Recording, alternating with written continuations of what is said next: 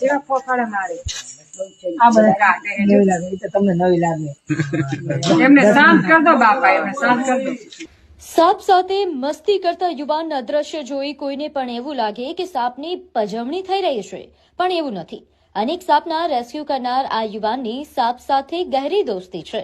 આપણા ઘરમાં કે વિસ્તારમાં સાપ દેખાય તો લોકો ગભરાઈ જાય છે અને ગભરાહટમાં એવી કોઈ હરકત કરી નાખે કે સાપ એમને ડંખ મારી દેશે અથવા કેટલાક નિષ્ઠુર લોકો સાપને મારી નાખે છે.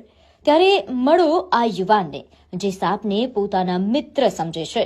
જ્યારે પણ કોઈ જગ્યાએ સાપ દેખાય તો લોકો આ યુવાનને કોલ કરે છે અને આ ભાઈ આવીને સાપને નુકસાન ન થાય તેમ શાંતિથી તેનું રેસ્ક્યુ કરી ખુલ્લી જગ્યામાં તેને મુક્ત કરે છે. આ યુવાન છે પાટડી તાલુકાના આદરણીયા ગામના મહાદેવભાઈ. અત્યાર સુધીમાં અનેક સાપ પકડી તેને યોગ્ય સ્થળે મુક્ત કરનાર મહાદેવભાઈનું માનવું છે કે સાપ આપણા દુશ્મન નથી કે એમ જ અટેક કરતા નથી, પણ તેને છંછેડવામાં આવે તો જ સાપ પોતાના બચાવ માટે હુમલો કરે છે. જરૂર છે આવા અબોલ પ્રાણીઓની લાગણીઓ સમજવાની.